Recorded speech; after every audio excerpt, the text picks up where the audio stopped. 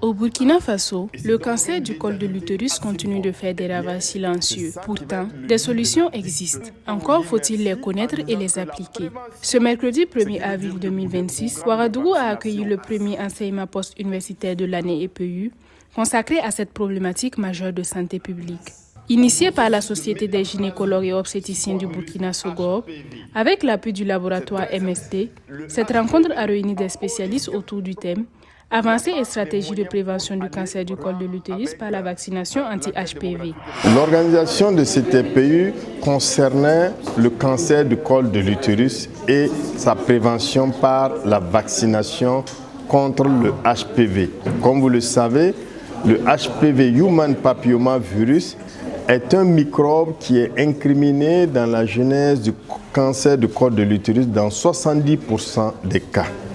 Et il existe un vaccin efficace contre cette infection et le Burkina Faso, dans sa politique sanitaire, l'a adopté et depuis plusieurs années, cette vaccination est offerte par le gouvernement et ses partenaires aux jeunes filles afin de les protéger contre l'infection à HPV, qui est une infection hautement contagieuse et qui se contamine à travers les contacts peau à peau, corps à corps et à travers également les rapports sexuels. Face à des professionnels de santé venus renforcer leurs compétences, d'éminents experts ont partagé les nouvelles approches de prévention, notamment la vaccination contre le papillomavirus humain, principal facteur de ce cancer.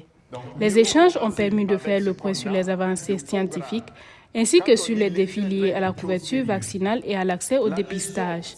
Les participants ont également partagé leurs expériences de terrain pour mieux orienter les stratégies de sensibilisation et de prévention. Le mot que j'ai à adresser aux femmes qui suivront ce reportage, c'est tout simplement que d'adhérer au vaccin, parce que les rumeurs essentiellement que nous recevons, c'est quoi? C'est que le vaccin va impacter sur la fertilité de leurs enfants.